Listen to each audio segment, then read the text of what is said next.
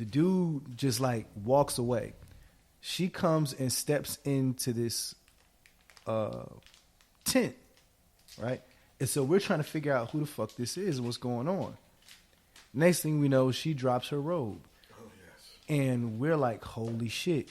Because I don't know if you guys know about performing and dancers, but a lot of times women will wear a bodysuit or like a half bodysuit underneath their clothes if they have to do a lot of wardrobe changes so that it resists chafing, right? Well, and this short... to their sweaty bodies. Right. So this... That sounded ultra pervy. Sticking to their sweaty bodies. Guys, my partner is schmacked right now, okay? We're just gonna put that out there. Okay. Boy, the Henny is in his system. Ain't no telling. Okay, nigga, little chick, nigga. Yeah, so a little chick, she drops the robe, and so she has like the half body sleeve on, right? But it's sheer, completely see through. Yes. And so me and my partner Chris are stuck. We like, whoa. And then she turns around. Now, we're only like maybe 2 feet away from this person. 2-3 feet away. It's not a far distance.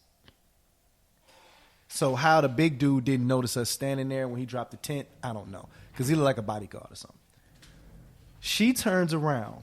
Full frontal nudity, people. And she looks, and she, honestly, no bullshit. She smiles, waves, says hi, turns around, and zips the goddamn tent up. Hey, listen, if you motherfuckers do not clap your goddamn hands for Toni Braxton right now, I'll motherfucking smack you, nickel. That is a classy woman. That is on the highlight reel of my life. That's It's certain people that they look good. They look good. They look cute. They look attractive on TV. Then when you see them in person, you know who's fine. Side note, you know who's gorgeous in real life, bro? Regina King. Oh, yes.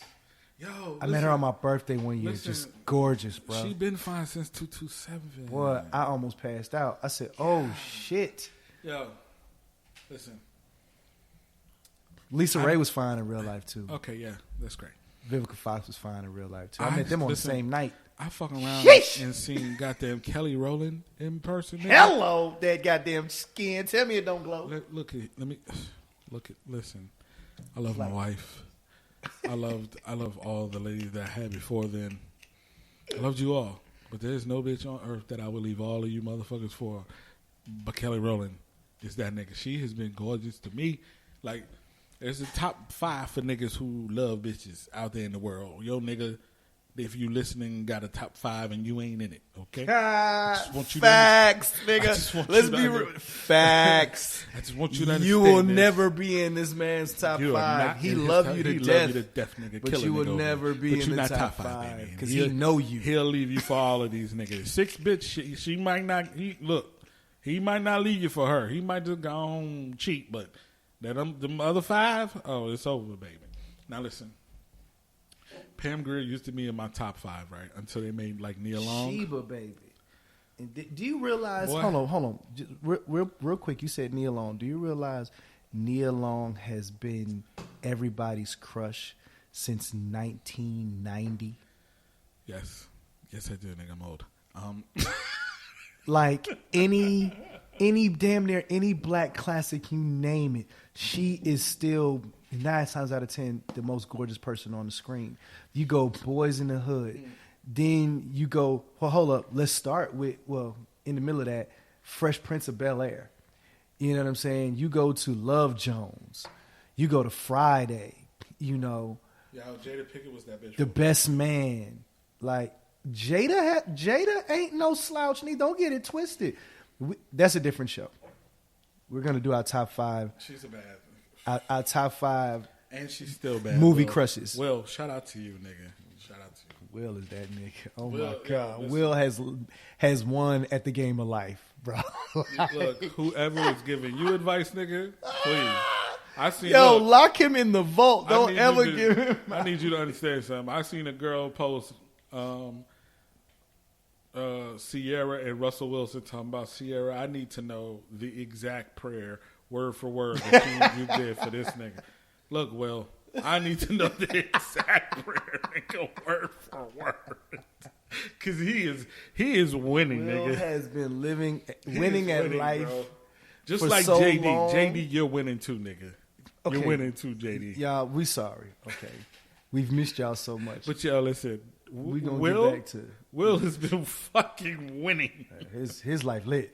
I just seen this old nigga jump out of a motherfucking plane. Right. At 50, nigga, His life lit. Look, nigga, I be really wanting to sit on real planes now, nigga. I'm in my 30s, nigga. No, thank you. This nigga is jumping out of perfectly good airplanes. He ready. Yeah, don't do it. Don't do it to yourself, Playboy. Yo, man. Yo, India kill you. Don't do it, bro. I'm like, what the world? Y'all, the cave lit over here. I'm sorry. But okay, so we got into a little bit of origins of JD. Right? Nigga. But now he gets off the Hey, Fresh nigga, Fest. He's done. When you get a chance, nigga, give yourself some gunshots, nigga, for having an amazing story about Toni Braxton, nigga. I just want you. Why, thank you. You made my night tonight. Why, thank you, sir. You're sorry, nigga, but you made my night. Damn it, man. So the way the story goes, JD decides he's going to produce a record for the girlfriends of the members of Houdini. Those young ladies would be known as, I believe it's Finesse and Sinquist. Mm-hmm. That's what it was, right? Yeah. So that's his first production credits and stuff like that. Folks, now when we start talking about Jermaine Dupri, we will be remiss to not mention So Def Recordings, okay? The reason I started talking about LaFace is because of the artists that LaFace Records had. Toni Braxton, TLC, Usher, Pink, Outkast, Goody Mob, Goody Mob. Those are LaFace Records artists, okay? From 1990 they control to 99, the wave, that 10-year span. They controlled the wave. They controlled it. And LaFace Records controlled it, nigga. At one point, LaFace Records had the number one R&B female artist, the number one R&B male artist, and number one pop artist, and the number one rap artist. But that shit lasted a week because Pink fell off too. But Pink, whenever she drops, she's still number one every time she drops. That's the funny thing. She fell off on that one because she was only there for a week because it was Outkast, her, then Toni, and then fucking Usher. No, I'm not talking. I wasn't talking about order between them. I was saying in their particular genres. Yeah, LaFace Records have them. I'm talking about that week that they had all of the shit. Yeah, because I mean, when Pink, because that was a 1 year where everybody they had was number one at one time. But here's what brought Pink back up was when she outshined the person who knocked her off on the same record, because the top of the pop charts was always Britney Spears first, Christina Aguilera second, and then it would be a toss up. And Pink, a couple times started fucking them up because Pink had more of an edge. And when Pink first came out, she was made more R&B and shit. And then she started fucking them up. But when they did that damn Moulin Rouge record, and Pink fucked up Christina Aguilera on that song. Yeah, listen. Yeah. Let me be clear, right? I love you, Pink. Like, you do your thing, right? Pink is my nigga. I fool. I fuck with you, 100%. You try to get at L.A. Reid, too, on a couple of your songs. I feel you. Everybody go ahead. You know what I'm saying? Nigga be getting at L.A. But you may have come off slicker in Moulin Rouge, and I feel you. You took an opportunity, ran with it.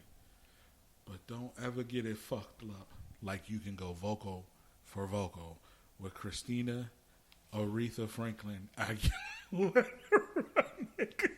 Yo, that bitch scream at the top of her. Yo, you okay? My eye itch, bro. Man, finish your statement, man. Come on, man. Boy, look, maybe we don't need to delve. Man, hush your face, man. Come on, man. I'm just telling you, nigga. Talking about Aguilera. Aguilera can't fuck. Old girl can't fuck with Aguilera, nigga. All right, y'all. I promise for the remainder of the show, we're going to remain on topic. Okay. That sounded good. So, a lot of people don't really can't really recognize the significance of Jermaine Dupri and So So Def, because during the 90s, the people that really wrote the soundtrack to our lives were Teddy Riley, L.A. and Babyface, Jermaine Dupri, Puff Daddy. Okay? Master P, too, for me. But on a grand scale, for that whole decade, from 90 to 99, those Master people P, that I named... Master P played a big... and those niggas was crazy. I don't get it twisted. But New Orleans, nigga, to me, and West Coast, to me, nigga, was a little bit of everything mixed in with a little bit of Bone Thugs. But I'm talking about for power labels, nigga, there's no doubt you are correct, my nigga. Because like aside from the labels that they were at, I'm just talking about the fact that they're producers, correct, as well as label heads and artists and management. You know what I'm saying? The root of them are production, correct, right? And so there's a difference between them as label executives and as producer, because as producer they reach more people, right? Correct. There's only two people, we talked about this off air, there's only two people in the game that when they get asked this question, they give the exact same answer. Whenever Puff gets asked, you know, how many hits does Bad Boy have? Whenever he or JD is asked that question, how many hits does So So Def have? They have to answer, do you mean Bad Boy artist or the Bad Boy sound? So So Def artist or the So So Def sound?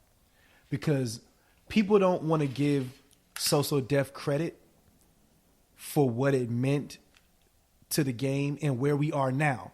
Because I'm going to give you guys a little bit of genealogy here about the tree that So So Def built. Okay. That family tree. But with the reason they asked that question is because the reach Jermaine Dupri has as a producer took him in so many different genres and so many different lanes. Just like Puff and his hitmen. You know what I'm saying? As much as we love Dr. Dre, and we know for a fact Dr. Dre has produced music in various genres, people instantly think gangsta rap. A small segment of his career, right? With Puff, you're going to think hip-hop, but then the minute you think hip-hop, you start singing your favorite songs, and most of them are going to be R&B records. You got to, because Puff is that nigga that gave R&B that gloss, nigga, in the 90s. He gave it that fucking gloss. He was the first person to be able to take you from the tunnel in New York City straight to Madison Square Garden. Yeah. Like, he was the person that figured out, okay, how can I put a clear coat on top of this box Chevy? Because the box Chevy gutted in the motherfucker. But that clear coat gonna give it such personality and shine, but it don't lose the fact that this Cutlass is a muscle car. Yeah. That's Biggie right there. Yeah, that nigga Puff, nigga, transformed fucking Jodeci into the group of the 90s, nigga. Folk country niggas from North Carolina. Charlotte's own. Mecklenburg. I'm just telling you, bro. Diddy gave niggas that glow in the 90s with R&B music. Because you want to know why motherfucking Faith Evans and fucking Mary J. Blige got beef, niggas, still to this day. Ask motherfucking Puff Daddy. Because I don't know what I would do without you. You understand what I'm saying? This man is tripping. Okay. With So So Def, there's a lot of artists that are considered So So Def, but were never on the label. But their identity as you know it is So So Def. Okay? And the reason